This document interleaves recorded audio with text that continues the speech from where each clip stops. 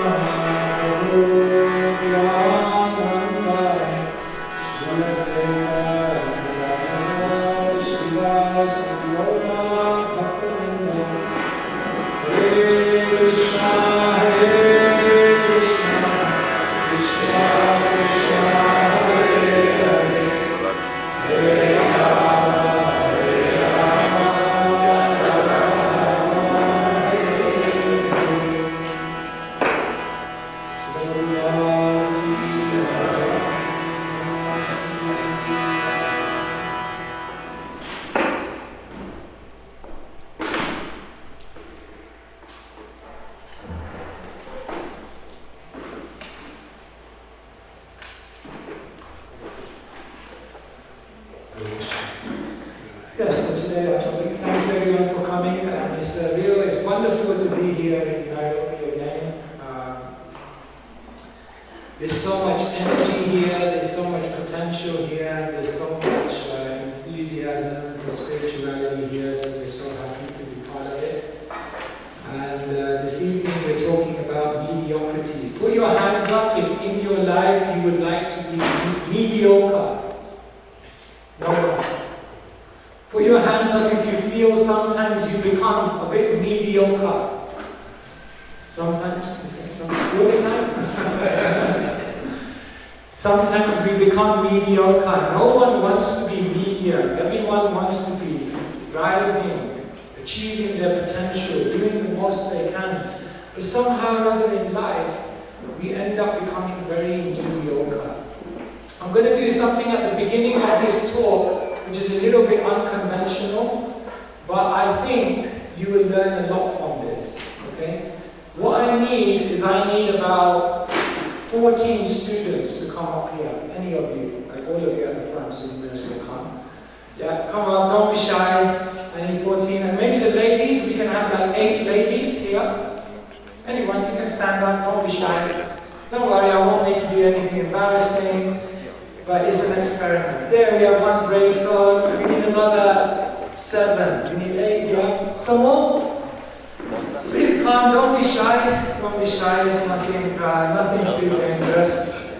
Yeah, please come. Okay, now what I want you guys to do is create 2 lines like this. So standing in front of each other like this. So 2 lines like this, standing in front of each other. So you go there.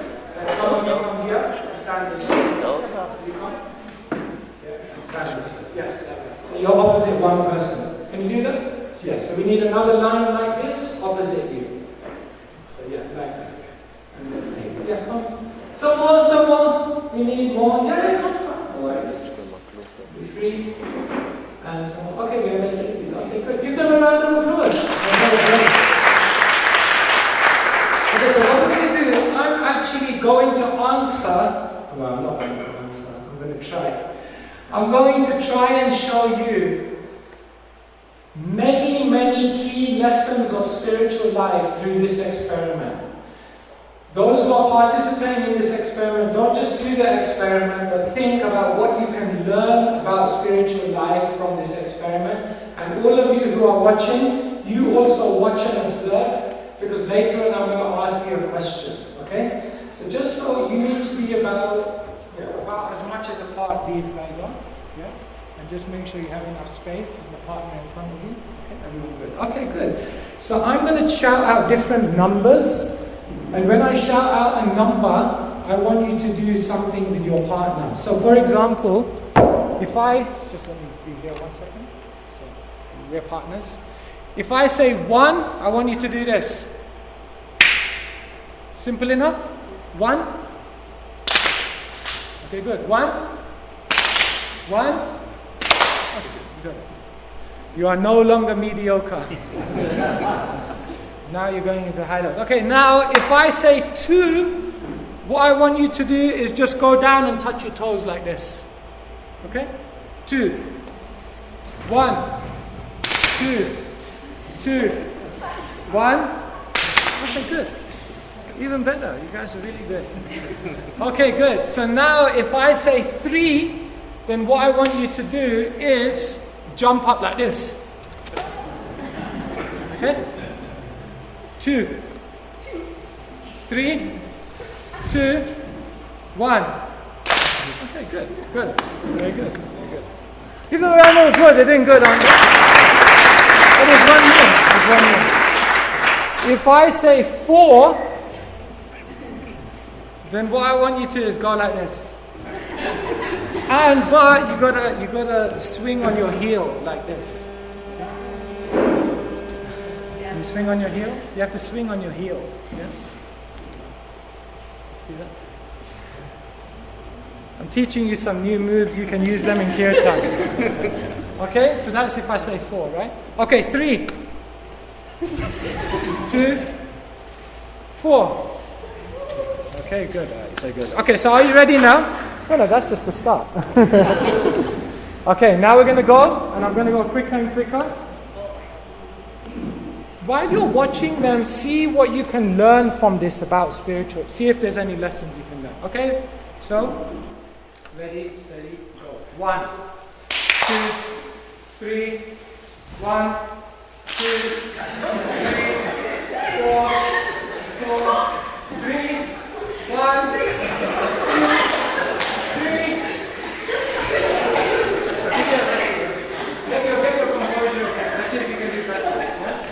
Just remind yourself 1, 2, 3, 4 what they are. Okay? Everyone watch closely. 2, 3, 4, 1, 4, 2, 4, 1, 2, 5. Give them a round of applause. Thank you so much. That was just to get your energy going a little bit. If you ever need some exercise, you can do that.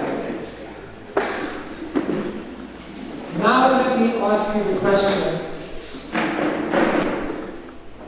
Are there any lessons you can learn about spiritual life from that exercise? If you feel there are, then please put your hand up. Yes, at the back there. Communication is the medium to success to spiritual. Communication is the medium to success, so unless you listen, pay attention to all these lessons, they're very powerful. Unless you listen very carefully, you won't be able to do the right thing. Okay, very good. Yes. You need to focus.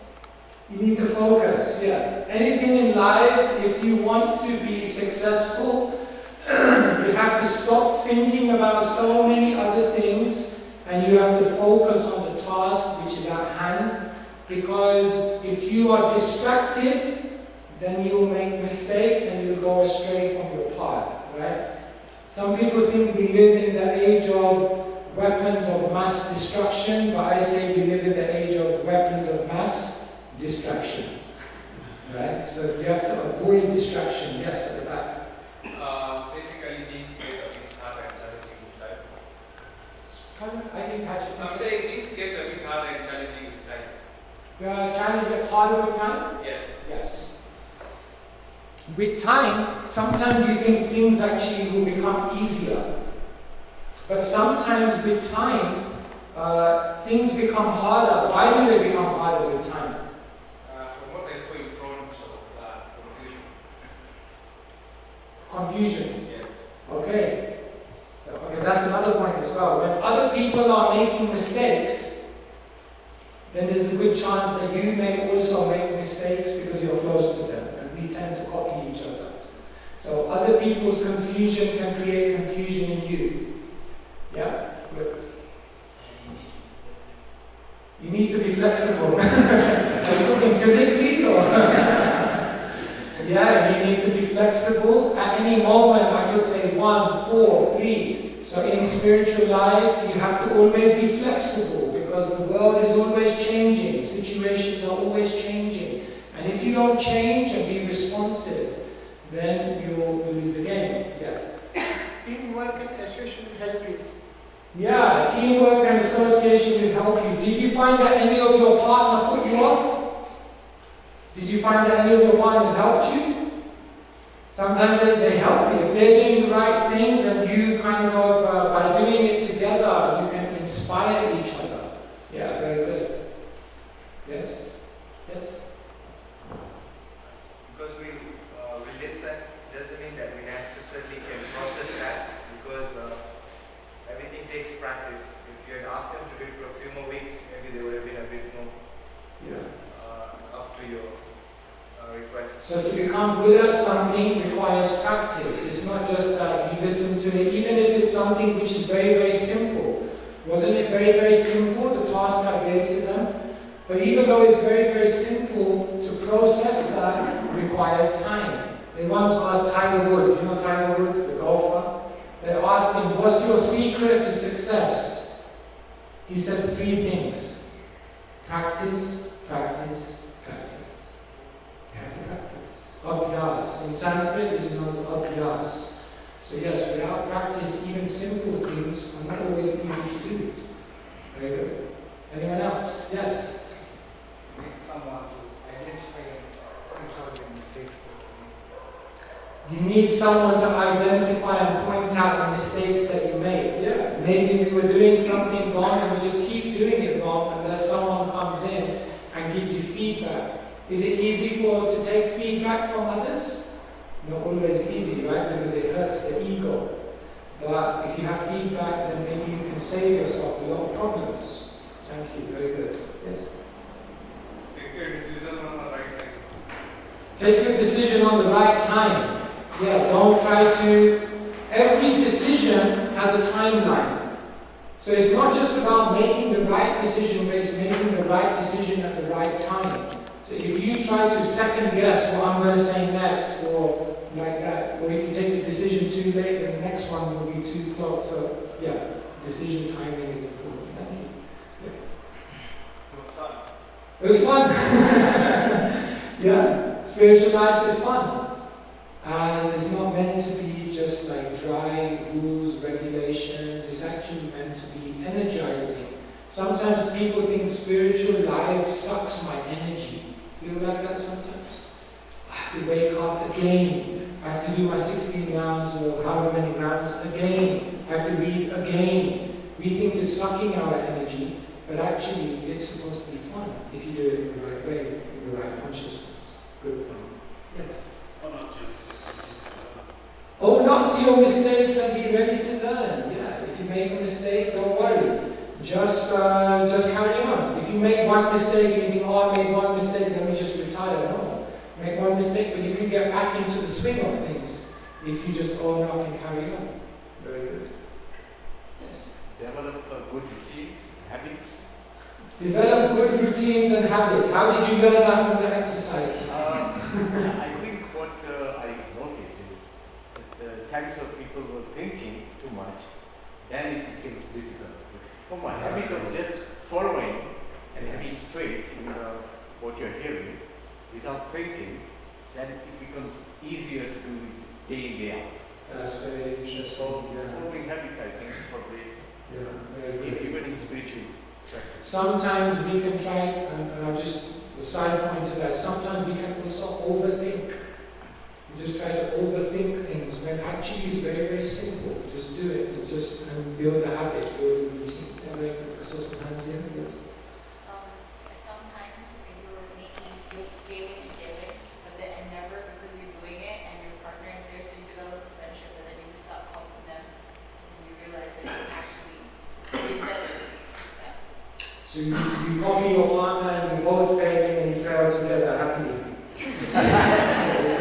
Yeah, we can develop like a friendship, and then things get better. And then it gets better. Yeah, when you're Wow. That's deep. Yeah, definitely. Yeah. Very good. Yes. Get out of your comfort zone. Sometimes we're so self-conscious. See, was it a bit embarrassing to do that in front of everyone? Right? And probably that distracted you a little bit because you thought everyone's watching you. When actually, if you would have had to do that by yourself behind closed doors, you wouldn't be. But sometimes we're so afraid of the opinions of others. We're so afraid of what other people will think about me that we can't actually practice our own spiritual life properly. Interesting. Yes.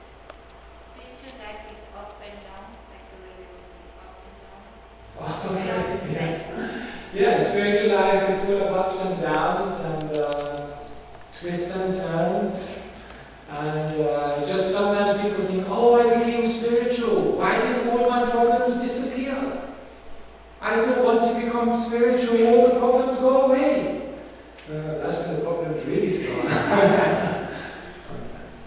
But yeah, it's not that when you take up spiritual life, all the problems disappear. There will always be ups and downs. Yes. Don't hesitate to copy others if it is for your good.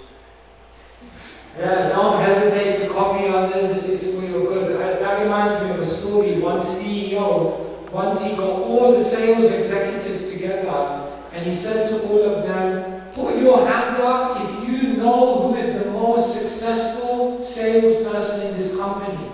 And everyone's hand went up. And then he said, put your hands down. He said, now put your hand up if you have ever gone to that person and asked them for advice. And no one's hand went up. And he said, that's your problem. Sometimes we have so much ego, sometimes we have so much pride, sometimes we think, I know it, that even when someone's doing it much better than us and we could get help, we don't take the help because of pride. Good point, thank you. Yes? We can learn from other people's successes or failures, yes. We don't have to make every single mistake ourselves. We can also look. Isn't the Bhagavatam a book which is full of mistakes? In one sense we can say yes. Bharata in the 5th canto made a mistake. He got attached to the deer. Ajami, 6th canto, made a mistake. He got attached to someone of the opposite gender. Parikshit in the 1st canto made a mistake. Impulsively put that snake around Shami Rishi. But you can recover. We can always learn. So we can learn from the mistakes of others and try to not make the same mistakes in our life. Yes, okay, last one. We have to be attentive and practical. Yes, we have to be attentive and practical. Spiritual life is also about being very practical and arranging things in such a way that you have the maximum chance of success. Okay, go on, I saw your hand.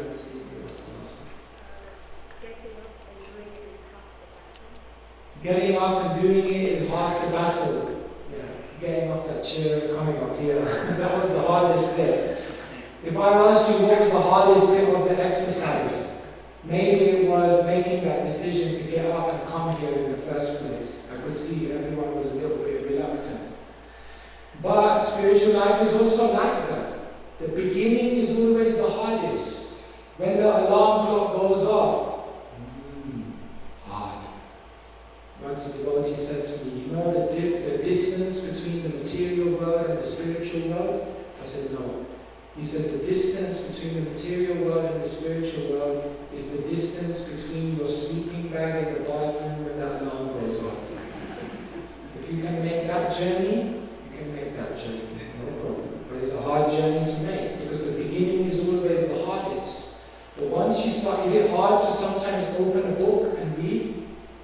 Sometimes it is, if we're honest. But once you're reading, it's actually quite nice.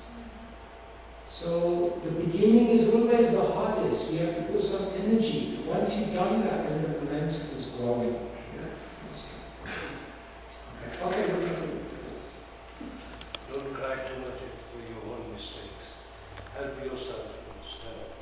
Yes, don't cry over mistakes. Help yourself stand up. We're slipping, we're making mistakes all the time. It's okay.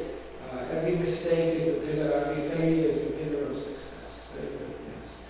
So like this, can you just see, just from a simple exercise, if you think about these lessons and you think about your spiritual journey, you can learn so much. You can learn so much that will take you out of mediocrity. In the world, they have something called this, the 10-80-10 rule. Have you ever heard of this? In any community, in any organization, in any group of people, the 10-80-10 rule basically stands. And what is the 10-80-10 rule? 10 are basically struggling. So my handwriting is also struggling here. It could be to write it, right? 10% are basically struggling. 10%, sorry, I should do better. 10% are thriving. But 80% of people in any given group are basically mediocre. It's not that they're struggling, it's not that they're in a crisis, it's not that they're having, like some kind of real big difficulty. And it's not also that they're thriving, they're just kind of casual, mediocre, going along with it, not really struggling, not really thriving, just very casual. 80% of people in any given people are generally just mediocre. Now, what we have to ask ourselves is, in the spiritual journey, which one do I want to be part of? Do I want to be part of those who are struggling, those who are thriving, or am I just going to be mediocre for the rest of my life? That is a question we have to ask ourselves. If we were to place ourselves on this continuum, in terms of our spiritual position at this point in our life, where would you put yourself? Here? Here? Here? That's the first question we have to ask yourself. Shall I tell you the second, most important question? It's not just where are you on this journey, but what direction are you going in? Because even if you're here, and you're going in this direction, bad news. But if you're here and you're moving, there's hope. We have to ask ourselves, where am I? Because otherwise, if you stay here, then what will happen is that later on in life you look back and maybe, just maybe, you have many regrets. And they say, regret is unbearable. So therefore, click with me. This is a very, very famous verse. This is a very, very famous verse from the Bhagavan. It's actually mirrored in the Mahabharata. Vaveva chintaya mukto paramana akrito yo vimukto jadovalo yo gunate padam vataha. Vaveva chintaya mukto. There are only two types of people in this world who are free from all anxiety and are actually happy. There's only two types of people who are happy in this world. One is retarded, childish fool. And one who is actually completely self-realizing, who's beyond the worlds of material nature. Only two types of people are happy. The one who's in complete ignorance, because they don't know anything better. Isn't it in English they have a saying, ignorance is bliss. So the ignorance is bliss, but we know it's not real bliss, but they think they're in bliss. The only other type of person that's happy is the one who's actually self-realized. But those who are in the middle, they're actually the unhappy ones. They're the ones who are actually feeling a great vacuum within themselves. And so the question is, how do we move out of mediocrity and how do we go into a higher mode of living in Krishna consciousness? Okay? Let me just stop there for 1 second. Does anyone have any question on this? Or anything you'd like to be clarified on this 10-80-10 rule? Does it make sense to you? Yeah?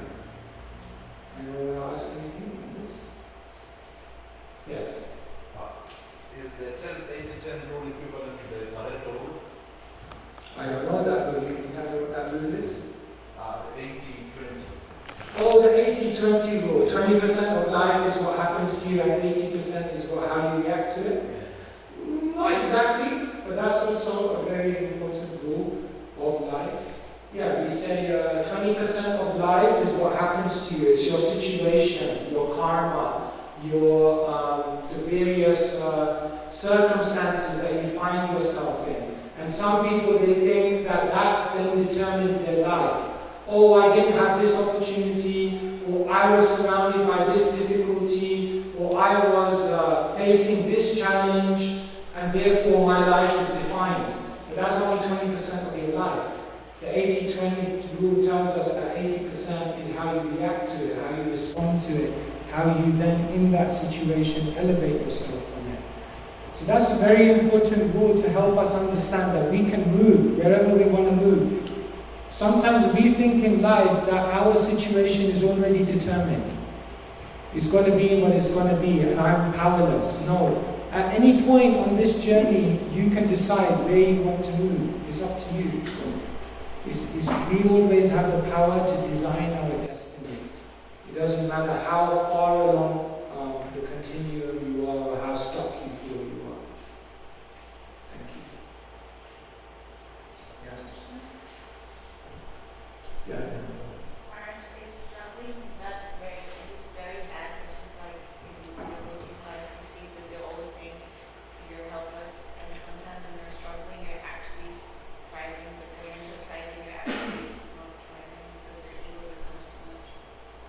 A devotee never thinks they're thriving. Because as you actually advance, you actually feel yourself to be more and more fallen. However, they're thriving in the sense that their enthusiasm, their hunger, their desire, their happiness is actually very, very great. And therefore, even though they're feeling themselves to be very, very fallen, it's amazing they actually internally feel a great contentment because they have great faith in the mercy of Krishna and the great power of this process. So those who are actually thriving, they never think they're thriving. And the interesting thing is that those people who are struggling usually never think they're struggling either. They think they're doing okay. So oftentimes, but what will determine the real measure that will clearly show you where you are is what is your internal feeling. Bhaktivinoda Thakur says, my whole life, my whole life is full of sin, I'm envious, I'm full of anger, I'm full of greed. But also he says, when I go home every day, I feel like Vaikuntha is manifest at home. How can he have both emotions? He does. Because he knows there's so much more to experience, but he knows also I'm experiencing so much now by Krishna's grace. You almost answered the question. In a material world, it's easy to understand where we stand. But how do we know where do we stand in the spiritual world without comparing with someone else? How do we know where we are actually in spiritual life? How do we measure it? Therefore, if you look at Shastra, there are so many books which help us to map our progression. And progression can be mapped in different ways. For example, one measure of advancement is, are you being freed from material desires and having more spiritual desires? Your desires and what you seek within your heart is a good measure of your advancement. Another measure is your faith. What is your faith in Krishna? What are you willing to let go of in order to serve Krishna? What sacrifices are you willing to make in order to serve Krishna? That will let you know what your progression is. Another measure is your character. When you advance, then the lower qualities of envy, pride, harshness, all these things will disappear. Qualities of tolerance, compassion, these things will come about. So there are many, many different measures how we can understand, am I moving forward in the spiritual journey? I'll give you another very, very simple one. In the 11th canto of the Bhagavatam, there's a verse. Bhakti Ganesha Nubhavo Virakti Anyatra Chesha Vika Eka Kalaha Prapadyamana Sevashna Vashus Tusti Pustikshut Apayom Bhasham. It's a very beautiful analogy given in the 11th canto. When you eat, three things happen. First thing is you feel some pleasure. Second thing is you feel energized, some nourishment. And the third thing that happens is you feel a freedom from hunger. So it's said that if you're actually practicing spiritual life, just like when you eat, you get pleasure. But if you're actually practicing properly, then you should experience in Krishna consciousness a joy, a pleasure, which is much beyond anything you've ever experienced in your life. Second thing is just as you get energized by eating, when you practice Krishna consciousness properly, you should feel the direct experience of God, Krishna in your life. You should feel Krishna is alive, Krishna is attentive, Krishna is reciprocating with me, Krishna is there. I experience Krishna's hand every single day. And the third thing that should happen is just as when you eat, you get freedom from hunger. If you're actually practicing Krishna consciousness, all those other things that previously were so attractive to you, gradually it used to be a natural virakti, a natural detachment from those things. And those are three broad ways in which we can understand, which direction am I going in? It's very clear.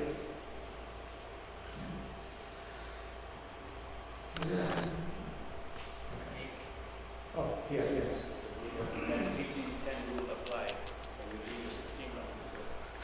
Does the 10-80-10 rule apply when you're doing your 16 rounds? Like, 2 rounds are struggling, 2 rounds are thriving, and most of them are just mediocre. That's a good point. Yeah, it could be, yeah, it could. You could use this rule for many, many different things, yeah.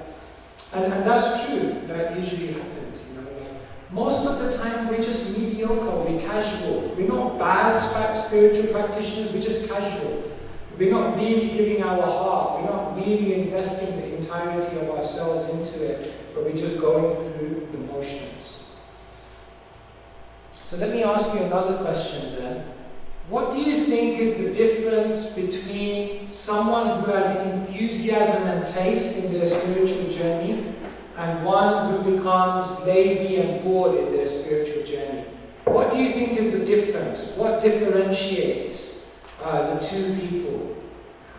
What is it that they do differently in their life that means one is experiencing this and the other is experiencing this? Can you give me some ideas? Yeah.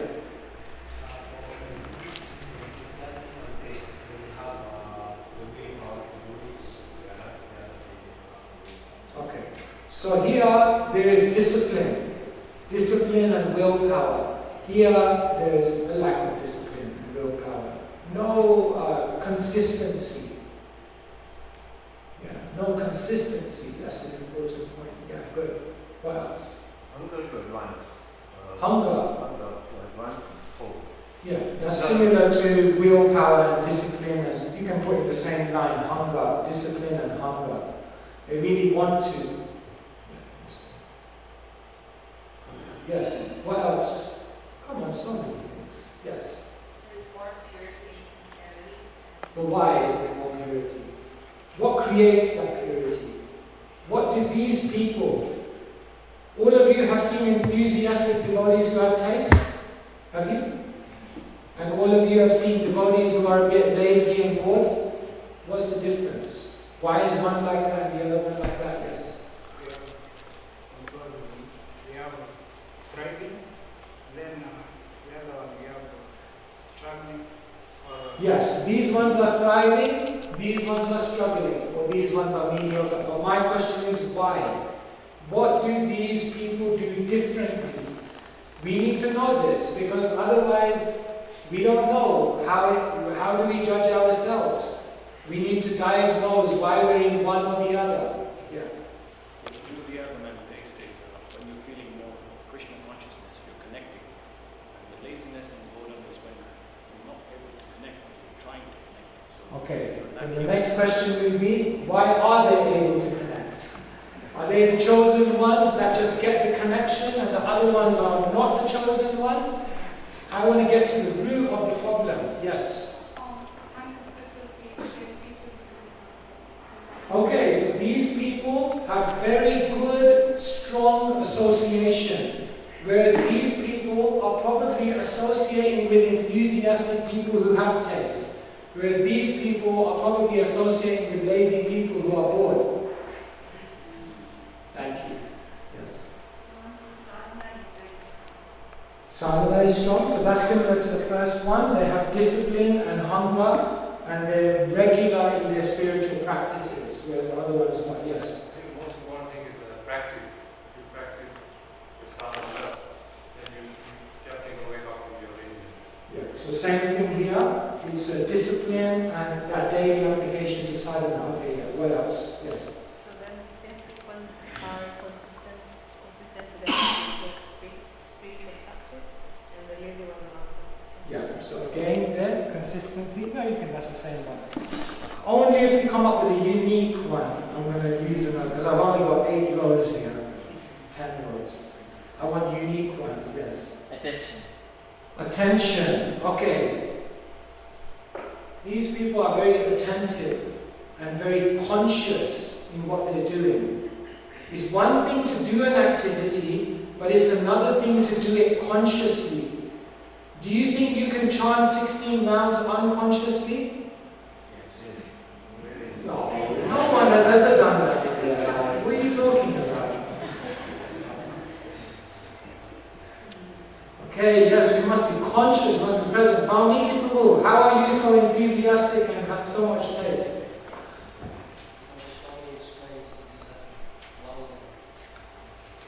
Hunger. So here we have hunger. Tatra lolyam apimulyam ekalam. If you want to know, do you want to know where the word Krishna consciousness came from? You want to know? It came from an ancient verse of Rupa Goswami which Srila Prabhupada translated as Krishna consciousness. The verse is Krishna bhakti rasa bhavitamati priyadam yadi kudoti labhyate tatra lolyam apimulyam ekalam janma koti sukrate nalabhyate.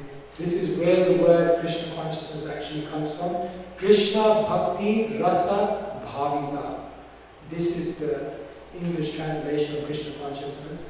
But that verse says tatra lolyam api mulyam ekalam. There's only one price if you want to get it, and that is you have to be hungry.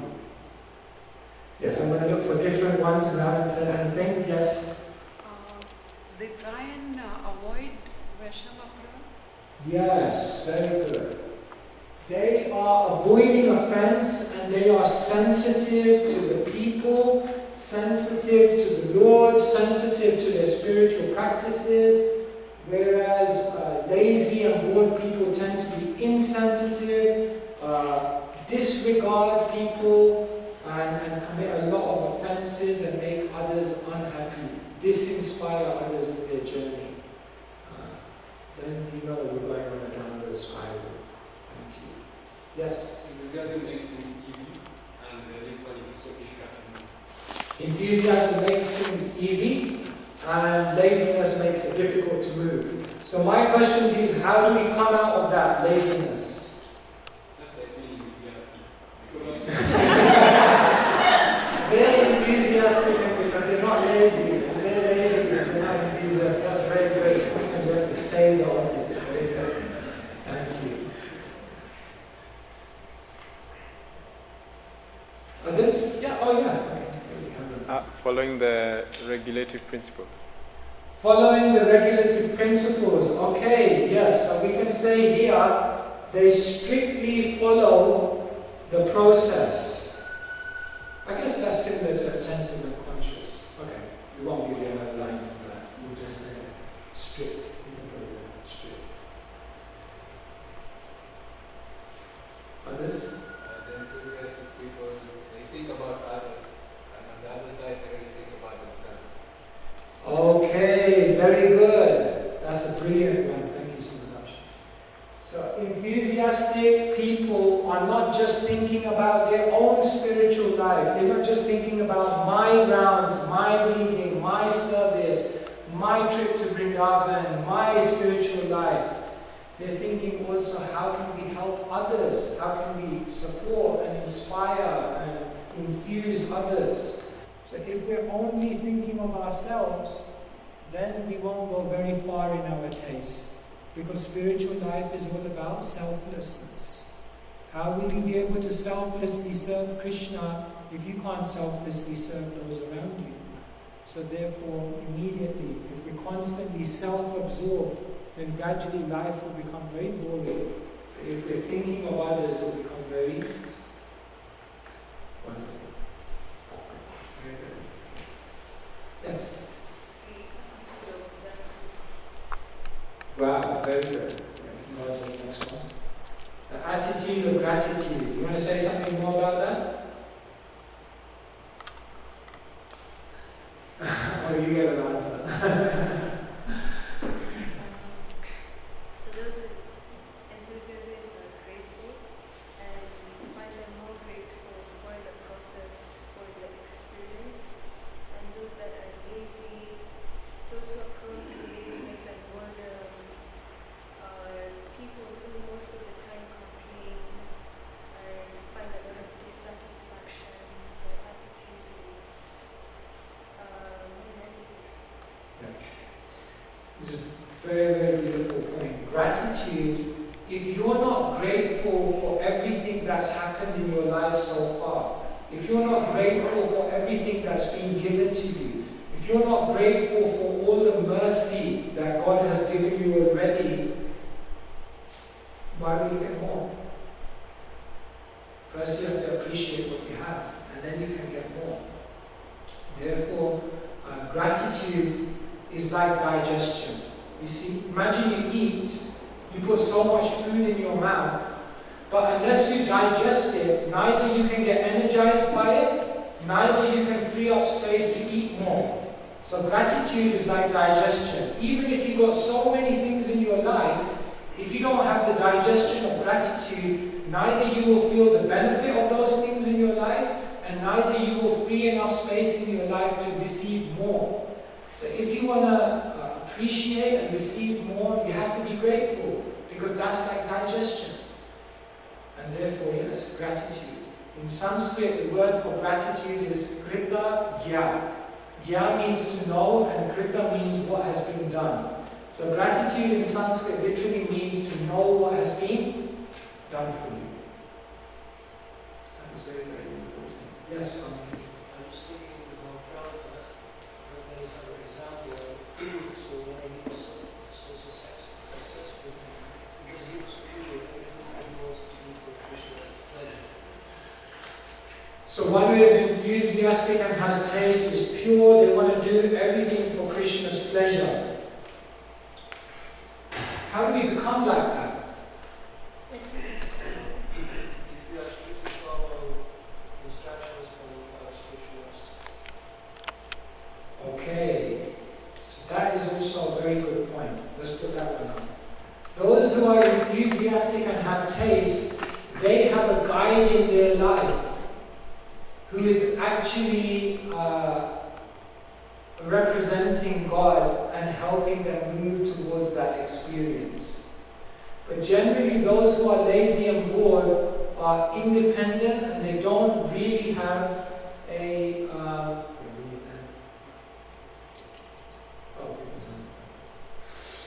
they don't really have anyone who is directing them in their spiritual life. So if you look at every great spiritual person, they never did it alone. They were always guided and helped and trained by another spiritual personality. Yes. Those who are enthusiastic, they have full faith in the process and in the spiritual. They have faith. Why do they have faith? Why is it just that some people have faith and other people don't have faith? So they've practiced, they've experienced something, and that's very good. Yeah, they've experienced something, and that gives them more faith, and therefore they build on that. I'm going to actually, there's a point here. I want to say enthusiasm and taste comes from those who are introspective. You know, actually, every single day in each of our lives, amazing things are happening. But unless you're introspective, unless you stop to reflect, unless you take the time to try to find, what was behind that, you won't actually see how many amazing things are happening in your life. But when you take the time to introspect, then you think, oh my God, all these amazing things are happening, and that gives you the enthusiasm and taste to want to do more. But those who are lazy and bored are often, they're not introspective. They're just, they don't really think deeply. They just go, they go about without thinking.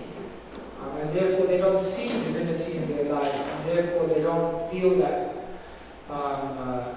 enthusiasm to progress in the same way. Yeah. Generally, people who are enthusiastic and taste, they consider themselves unborn. Yet they have a very strong faith that I want to become better. So they never lose the enthusiasm. Thank you very much. Yes. The basic mentality of someone who's enthusiastic and has taste is one of humility. Whereas those who end up lazy and bored, their basic mentality is pride. This is one of the most important distinguishing factors, which is going to, therefore, Chaitanya Mahaprabhu said, Bhagavan Keshava Swami says, take this verse, string it on the thread of the holy name, and wear it around your neck constantly. And what is that verse? So humility in Sanskrit is known as dainya, and without dainya there can be no prema. If you are proud, you will not last. Even if you last, if you are proud, you will never learn. And even if you last and you learn, if you are proud, you will never be able to love, because you will be self-absorbed. Therefore, there is no room for pride, and pride basically grinds one's spirituality to a halt. Okay, we've got one more slot. Let's see if someone wants to fill it. I'm looking for someone who didn't answer. Yes?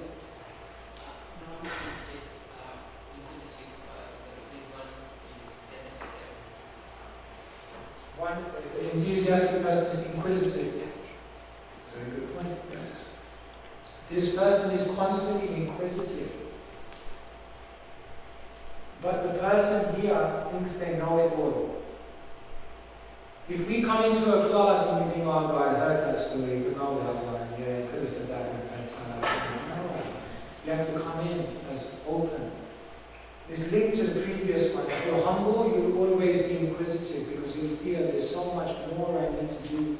If you're proud, in English, when you're proud, they say you're full of it. And full of it means there's no room for anything else to go in. So you never advance. Okay, who's eager? Yes? Broad-minded attitude and conservative. Broad-minded and conservative. So the enthusiastic ones are broad-minded. The lazy and bored ones are conservative. Can you define what you mean by conservative? Sometimes they are not explaining what they are doing in spiritual life, and they are very much shy. They are not adding to other people, and they are keeping the thing themselves only. Okay, so you're similar to this one. They're sharing with the enthusiastic and is broad-minded. They want to share, they want to give, they want to bring others in. The conservative person is in their own world, selfish, keep it to myself, like that. Yeah. I've got some eager hands, so we'll take them, and then we'll just open up for some questions. Yeah. Consistent, yeah, that was the very first one, that they're disciplined and they're consistent. Yeah, very good, thank you. Okay, Prabhu, you get the last one.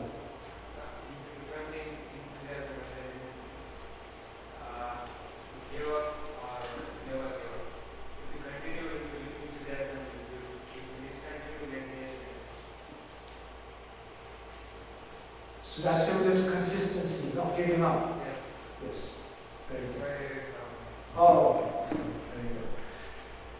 So please look at these and ask yourself in your own journey, where am I? Where am I moving? What characteristics kind of relate to me? Am I on the right side, the left side? How much can I develop the left side more?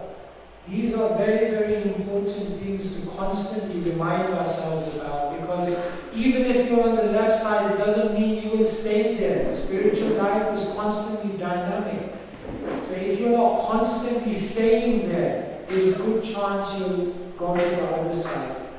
And therefore, Srila Prabhupada said he made a very simple statement that has an incredibly deep meaning.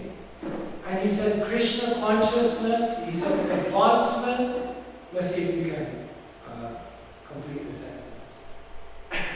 He very, very famously said, advancement is in Krishna consciousness is dependent on the attitude of the follower. Simple as that. It's all about attitude. It doesn't matter what background you came from. It doesn't matter what opportunities you were given. It doesn't matter how much intelligence you have. It doesn't matter how famous you've become. It doesn't matter where you're living in the world. It doesn't matter what ashram you are. It doesn't matter who you're married to. It doesn't matter if you're not married yet. All of these things don't matter. The real thing that matters is what is your attitude. And the attitude of success is depicted here. And therefore, we have to always remind ourselves that it's up to me. If I want to be mediocre and stay mediocre, the only one that's choosing to make that decision is me. No one else is choosing it for you. And so in this way we can understand that everything is always Krishna is always giving us the power to design our destiny. Okay, Hare Krishna. Thank you so much. So this was just some ideas I'm bringing out with you. Maybe if someone has any questions or any comments or anything you'd like to ask, I think we have like 5 minutes, so we can take some. Is there a mic so we can hear those questions? Yeah, Hare Krishna. What's your name, Guru? Chego Prabhu. Yeah. How will I maintain the first column? Having that test, because I believe the center, there's a thin line which is a choice. Yeah, it's a choice to have. It's a choice you make to have that test. It's a choice to be lazy and embrace the boredom and stuff. But how do I maintain that column? Because there is a number of things there that, of course, I fall, and there is also a quite number of laziness and boredom which I've embraced over time.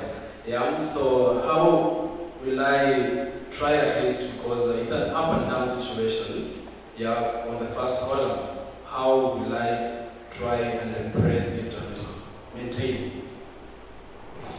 Thank you. Very good question. Basically, if you want to learn anything in life, I'll just show you one thing.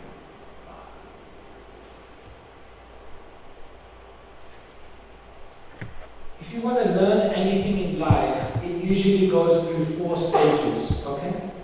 The first stage is known as unconscious incompetence. Right? That means you're doing something wrong and you don't even know. But when you advance, then it becomes conscious incompetence. Right? Now you're doing things wrong, at least you know. When you go further, then it becomes conscious competence. You actually make the decisions in your life to act in the right way, even when sometimes you don't feel like acting like that. And then eventually, if you do that long enough, you come to the stage of unconscious competence. You do the right things without even having to ask yourself. So if you want to become like that, if you want to become, what are those? We lost it now. If you want to become everything on that right-hand column, it begins here. First, you have to consciously understand, I'm not doing these things right. Then, you have to make decisions in your life to constantly always choose the right-hand column. And if you do that long enough, then what will happen after some time is you'll always naturally gravitate to the right. You'll naturally come that way. See, right now, we have an inclination towards the wrong way. You understand the word inclination? It means the way something is positioned. So say, for example, if there's a road and the inclination is like this, then when I drop water, where will the water go? Naturally this way. But over time, if you change your inclination, and when the water comes, it will all naturally go to that direction. Someone asked me once, why are bad habits so easy to form and good habits so difficult to form? It seems Krishna stacked the odds against us. Is it? Bad habits are so easy for us to form. It just comes like that. And good habits, my God, wake up at 4 o'clock. My God, it takes like so many years to develop a good habit. So why are good habits so difficult to form? And bad habits so easy to form? Because our inclination is in the wrong way. So over time, when you change your inclination, good habits will come to you naturally. The alarm clock will go off in the morning. Even if you went to sleep very, very late, you'll want to wake up. You'll be like, I can't waste this time. I have to get up. But to get to that point, you have to go through these stages. And therefore, being enthusiastic in the beginning is a decision. It's not a feeling. Someone say, no, but I don't feel enthusiastic. Yeah, then don't worry. Be enthusiastic. Once, Vishnujan, who was a great kirtaniya, he said to Srila Prabhupada, sometimes I don't feel enthusiastic in kirtan. Prabhupada said, don't worry, just dance. And when you dance, and you participate, and you absorb yourself, then the enthusiasm comes. So don't think of enthusiasm as a feeling. In the beginning, enthusiasm is a decision. You have to make that decision for yourself. Does that help? Take the mic.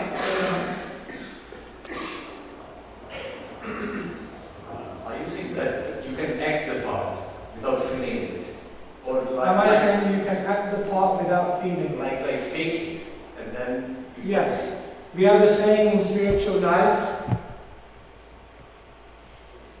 fake it till you make it. However, I'm putting an asterisk here because there are some footnotes. Fake it till you make it is true. But don't fake it so much that you think you've made it. Or don't fake it just to convince others that you've made it. Or don't fake it without genuinely having the desire to make it. If you fake it in that way, then it won't work. But if you genuinely try to act in a way that's higher than your current way of realization, with a genuine desire to get there, then you will. So that brings up the other point that if you do repetition, sometimes it becomes unconscious and you are competent. If you keep on repeating the same thing over and over again, you become unconsciously competent. Yeah. Because you're So that's a good thing, right? Yeah, but you're monitoring yourself. Yeah. You know, But remember, it's not just in Krishna consciousness, it's not just about doing the action repeatedly. If you want success, it's not just action. Because there are many people who have been chanting 16 rounds for 4 decades and who, without us judging them, they themselves say, I didn't get any taste. Because it's not just the action repeatedly.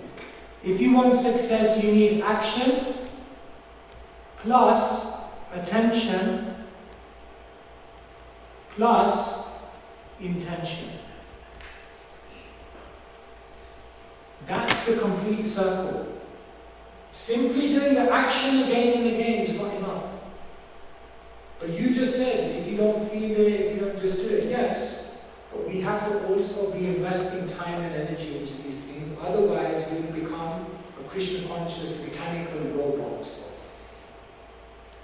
so what is the eureka moment one should look for?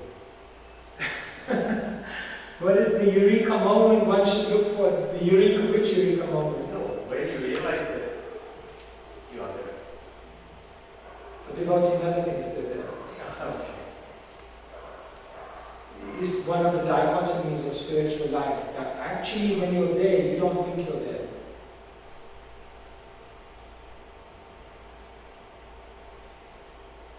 Imagine you're going closer to a mountain. As you go closer, when you see a mountain from far, it looks very big. When you actually get closer and closer to the mountain, you actually think, oh my God, the mountain is bigger, feels bigger. And in relation, you feel smaller and smaller. So that's the dichotomy of spiritual life. When you get closer to Krishna, Krishna's greatness becomes more and more apparent to you, and you start feeling yourself to be smaller and smaller. But the amazing thing is, you're actually closer to Krishna, but you feel yourself smaller and smaller, and you're one way further and further apart, despite the fact that you're actually right there with Krishna. And that's why the devotees sing all these songs, the greatest devotees. I wasted my life. But it's happiness, spiritual happiness. Perhaps you get the feeling of just being happy all the time. Yeah? But Anandam Buddhivardhanam is ever increasing ocean. So it's not like, okay, I'm there, that's it. No, there's so much more. It's always increasing. Any? Okay. Take 1, 2, and then maybe. Maharaj, it looks very good on the paper when we have action, attention. It looks very good on the paper. Thank you. But really, when we live in the material world and we live in the spiritual practice, it's totally different because in the spiritual practice. So again, when you are living in the material world? Yes, when we're engaged in the material world and when we're engaged in the spiritual activities, in two different scenarios. Because in the spiritual activity, you're regulated to do things, discipline and everything else. But when you're in the material, you're working in the material world, you have attachments and tolerance, which is not very easy to let go to. Attachments and what is it? Tolerance. Tolerance. So it's not very easy to make the change when you want to make the change because you're used to it and conditioned, and you have to be unconditioned to get into action, attention, and intention. So how do we balance the two and yet, yes, to Krishna consciousness the way normal spiritual enlightened people do get, like we see the Maharajas leading devotees in love. So do we have any devotees who reach to that level where they are, they actually feel they're going back to what they From your point is exactly what Arjuna said in the Gita. Because Arjuna said, how is it possible on the battlefield? How is it possible as a Kshatriya? How is it possible as a king, a warrior? You want me to be spiritual? I'm all for it. So let me go then. Krishna said, no. Tasmat sarveshu kaleshu mamanusmari yudhyacha. Remember me and fight. In other words, you see, for a devotee, there's no material life and spiritual life. Everything's spiritual. Oh, but I got to go out there and work in a bank. Yeah, that can be spiritual. How can it be spiritual? You have to learn to spiritualize your work. What do you get from your work? You get money. Use it for Krishna. Use it for service. What do you get from your work? You get intelligence. Use that for Krishna. What do you get from your work? You get position, influence. Use it for Krishna. What do you get from your work? You get access to all of these people you can speak to. Give them Krishna. Then you'll begin to see that your work is no longer material. It's spiritual. So we have to stop compartmentalizing our life and look for a life of integration. See your studies as spiritual service. See your work as spiritual service. See your family life as spiritual service. Now you may say, easier said than done. Easy for you to say. Yes, because when you're practically attached to goals and success, then your endeavor is to get more closer to material energy to use it for Krishna consciousness. Not necessarily. You can be living in material life and attentive without being attached. The art of karma yoga is how to be attentive to your duties without being attached. Can you as a parent be attentive to bringing up your child and at the same time detached? That's a great balance, but it's possible. Can you as a person working in the world be very attentive to your work and then at the end of the day come back and be completely unattached to it? That's a great balance, but you can do it. That's what karma yoga means. Karmanyeva adhikarascha ma phaleshu kadachana. You must do your duty. But don't think yourself the proprietor, the owner, the enjoyer of all of those things. If you strike that balance, and are there examples? Yes, there are examples. Bhaktivinoda Thakur is the example. Because Bhaktivinoda Thakur was a high court judge, had many children and many responsibilities. And what did he say? Jaydina grihe bhajana deki grihe te goloka bhai. Jaydina grihe, every day when I come back to my home, bhajana deki, when I'm doing my spiritual practice, grihe te goloka bhai. I think the whole spiritual world has manifested in my home. Wow. For most of us, it's more like Kurukshetra. For him, it was a Goloka. How is it possible? Because everything was connected. So we must be connected. Spiritual life is not something you do at a certain time, at a certain place, in a certain situation. No. Your whole life is spiritual. There is no material life anymore. everything is connected, and strive for a life of connection. I see there are other hands, but I think time, is it? Okay, one last. Okay, Chaitanya Vishnu.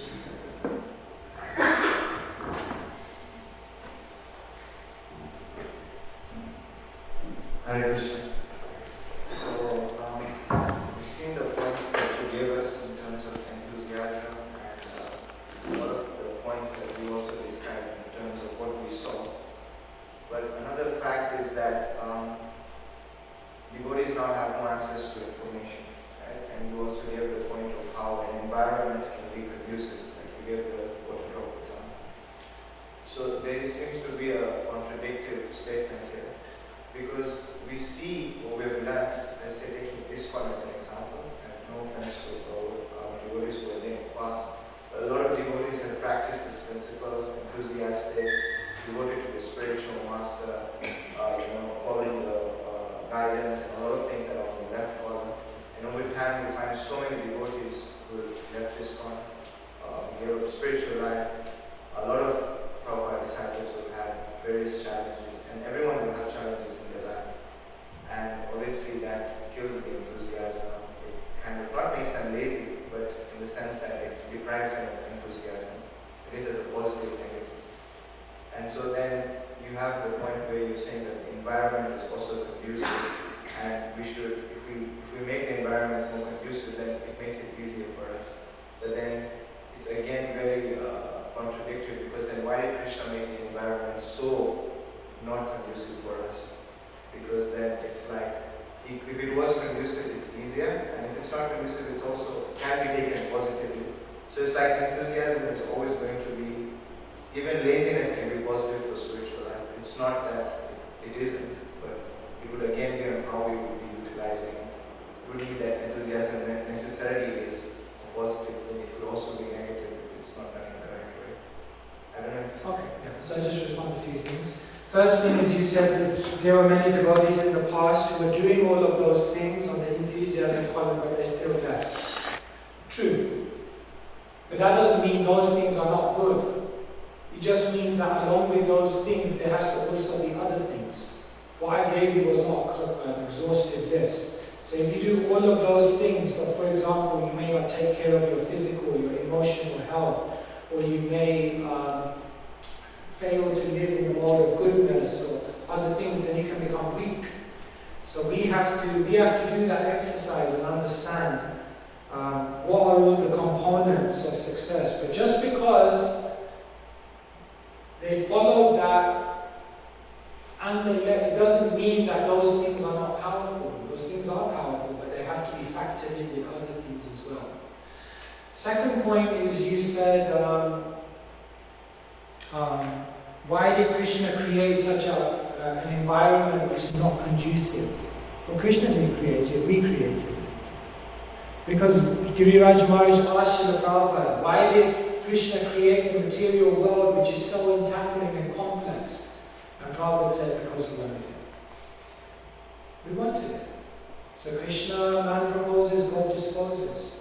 But the amazing thing that Krishna does is, even when he gives us a complex environment that we wanted, within that complex environment, he gives all the ingredients so that you can actually eject yourself out of it. If you just change your mindset. There were two kids who had an alcoholic father. One turned out to be an alcoholic, and the other one turned out to be someone who never drunk a drop of alcohol in their life. They interviewed both of them. The alcoholic sons, they asked him, why did you become an alcoholic? He said, my whole life I watched my alcoholic father.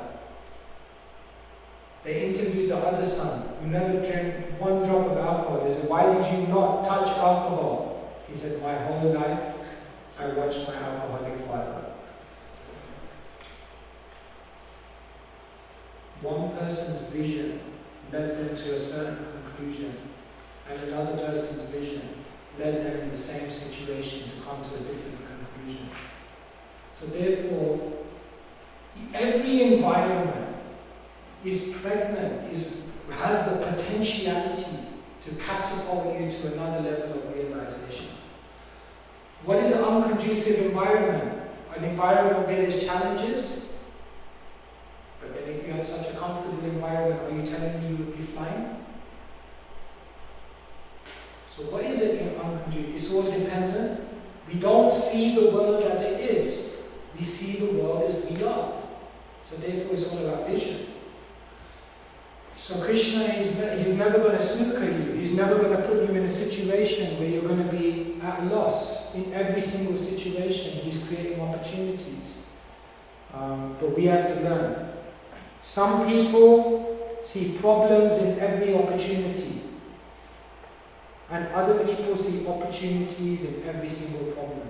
Which one do you want to be? One is called a pessimist, and the other one is called an optimist. So we have to learn the art of seeing things and seeing the potentiality. That is Krishna consciousness. Alright, thank you so much for your attention, your participation, and attending today. Hare Krishna. Shila Prabhupada.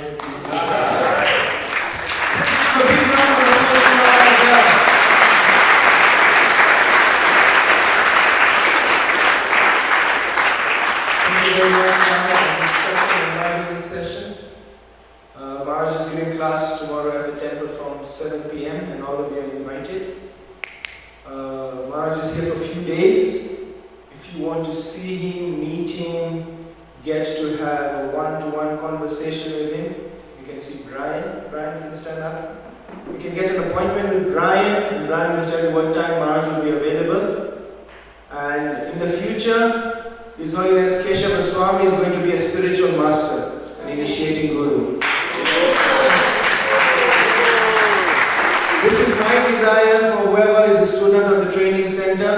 Please take shelter of Maharaj and become his disciple. I'm saying boldly, all over here, that Maharaj can connect with the younger people, and Maharaj can really guide you. Maharaj is an inspiring person, and he is somebody who lives the word. I know Maharaj for a very long time. He just doesn't speak it. Whatever he's speaking, like he spoke about seeing a problem in an opportunity or an opportunity in the problem. I have seen Maharaj over the years, and I can see he lives his word. So Maharaj, thank you very much.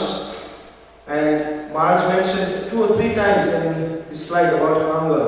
I know all of us are very hungry today. And today's prasad has been sponsored by Mukund Prabhu. Let us chant the holy name for Mukund Prabhu. Hare Krishna, Hare Krishna, Krishna Krishna, Hare Hare, Hare Rama, Hare Rama, Rama Rama, Hare. So prasad has been served at the temple. Please take prasad. And we'll see you 7 p.m. tomorrow. Maharaj is giving a talk. Hare Krishna. His Holiness Svayam Bhagavan Keshava Maharaja.